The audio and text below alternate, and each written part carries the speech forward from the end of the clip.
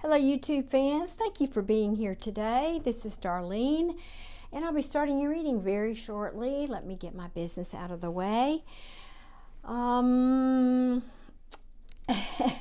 actually recorded this video, thought I was recording it, and something happened to the camera, so this is take two.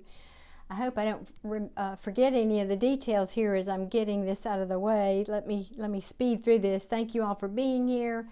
I'm very, very grateful for each and every one of you that interact with my videos. I'm just getting started on YouTube, so it means a lot if you hit that like button, subscribe, or just make a comment. I do try to respond to them. So thank you all so much.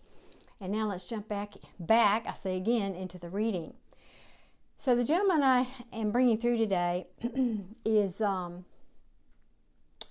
I'm going to guess between, I don't know, 55 to 70, somewhere in that broad age bracket. And he's telling me the story. He came through quite agitated, not angry, just frustrated and agitated. He kept saying, this wasn't supposed to happen. This wasn't supposed to happen. This, this is not, this shouldn't have happened, in fact. I'm just checking to be sure my camera's on. And he's giving me the backstory, but the picture he's giving me is of him in a hospital gown. You know, one of those it's open in the back with the hospital gown, and the pole, which I don't know anything about medical equipment, so I can't tell you what it is, but it's on wheels, and they hang, tubes like saline or whatever drips on it, and the patient can hold the pole and walk around with it because it has rollers on the bottom. So he's showing me that, like walking around in his room and in the hallway at the hospital, as if like after he even crossed over, he's giving me this image of him walking like that. I don't know what happened. This wasn't supposed to happen. I wasn't that sick. I'm confused. So he's giving me that energy up front. And then he's telling me, or told me, the story, the backstory. So something happened when he was at home that caused him to call the EMTs. I don't know why. Maybe he didn't have family nearby. Maybe he didn't feel that he could drive himself safely. So for whatever reason, he called the EMTs, but he wasn't, I know this sounds contradictory, but he wasn't sick, and whatever was wrong with him was not bad enough that he should have died from it. And so there's this whole controversy that ensues. But let me continue with that storyline for a minute. So he rides in the ambulance, and they give him some medications in the ambulance, and he gets to the hospital, and then the hospital assesses him, and they start treating him and whatever, but and I don't know the timeline for this, somewhere in there, he dies, just pretty suddenly dies. And so what now I'm seeing is the scene in the hospital room where the nurses and the doctors are looking at his chart, and they're realizing this man is died, and they're just looking at each other like, how did this happen? What happened? And in other words, the medical story and the medications they gave him does not match what happened to him.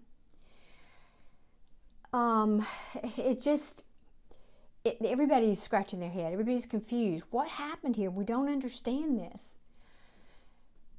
And so I get the feeling that there were a lot of questions that were asked, a lot of things that,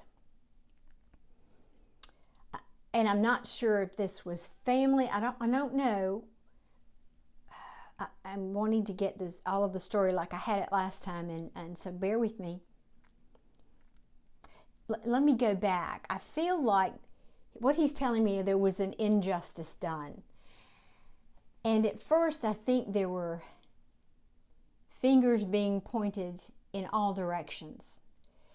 One of the fingers was that this EMT that administered medication to him didn't put down the medication on the chart when he got to the hospital, there was a contraindication of medications.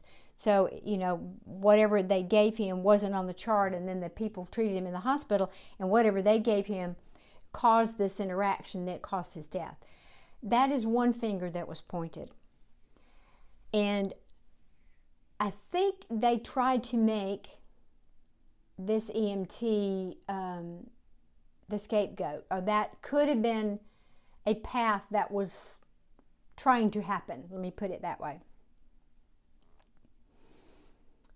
I really feel like that was not the case, but here is the story that I'm getting, that he's telling me. There was, I want to choose my words carefully, a substitution of medications. And let me explain what I mean by that. It could have been that you know how drug companies will give samples to doctors and things like that to try to promote their products? It could have been something like that, where it was supposed to be just like another product, but it ended up not being. And the drug companies were just, maybe they were giving the samples, because it keeps coming back to money. It keeps coming back to me that the message here was something to do with budget. Now, I don't know if that's, I get the sense that whoever is in charge of budgeting for medications for the EMT program, maybe somebody, a drug company, gave them free medications, or maybe they just were doing, I don't think they wouldn't have been doing a trial, not that, but something to do with, maybe they ran out, maybe they didn't have the money to buy the normal medication, and they were sold a bill of goods that this medication was just as good. They were trying to save money. I don't know exactly what that story was, but it had something to do with budget. I just keep hearing that word over and over again. Budget, budget, money. Money was tight. Budget, budget. There was a lot of conflict around money. Even before this story, this gentleman's happened, this is the pre-story. There was, you know, as any major municipal program, that takes funding. And it, you know, and that money has to come from somewhere. That they just don't go out and pluck that off of trees. So there was negotiating and, you know, competition for money, and you know how different departments have to compete for money, and all that going on is part of the backstory. And then, now fast forward a little bit, this incident happened.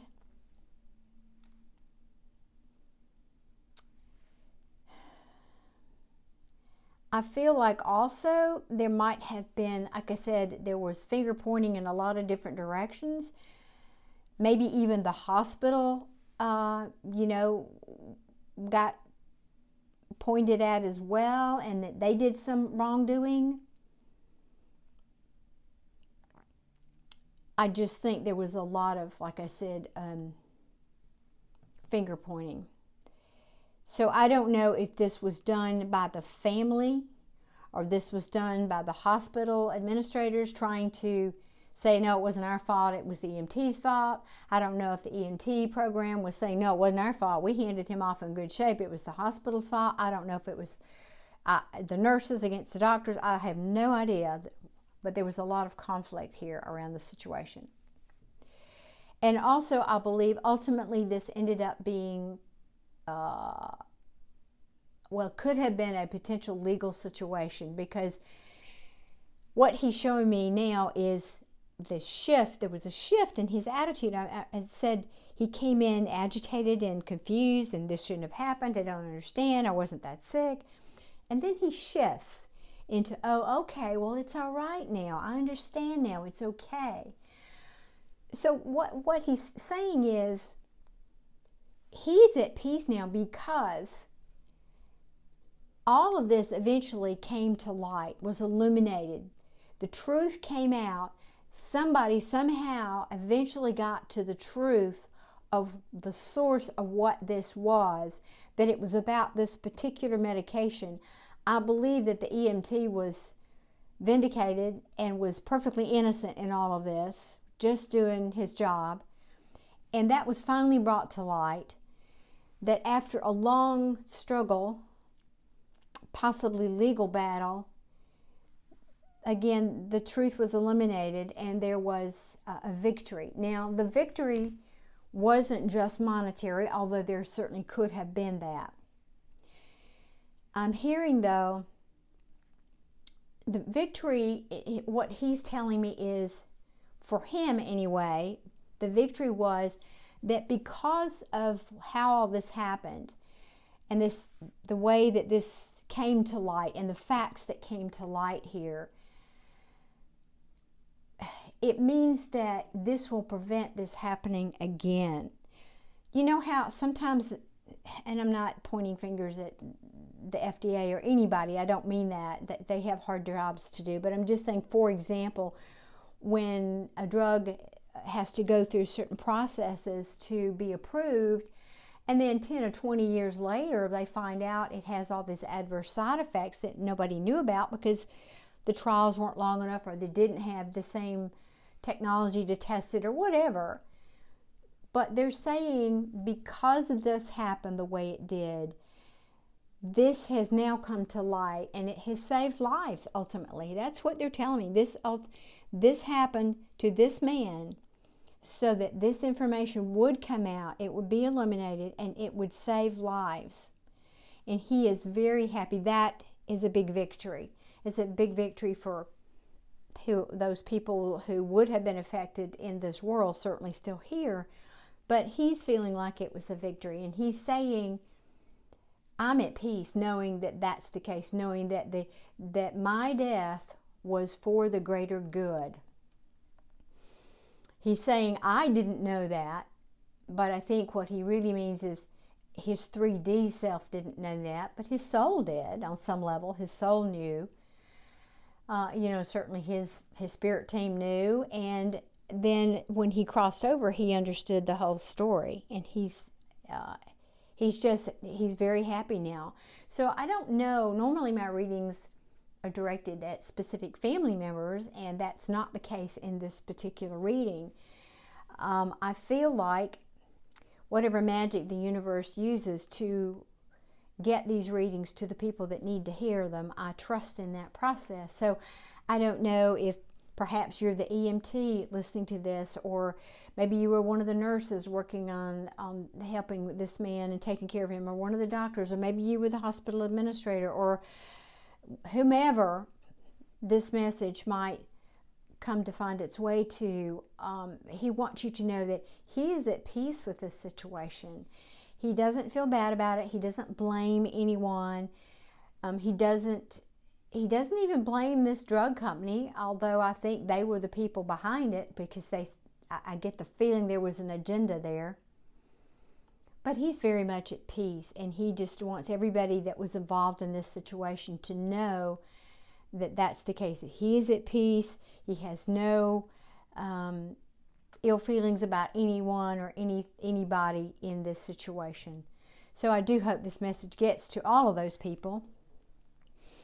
And thank you if you've made it to the end here. I'm very, very grateful, and I would also appreciate if you would subscribe. I might be reading for your deceased loved ones. You never know. I never know who's coming through until I do the reading. So thank you all for viewing, and I appreciate you. I wish you all many, many blessings, and I'll see you again soon. Thank you. Bye-bye.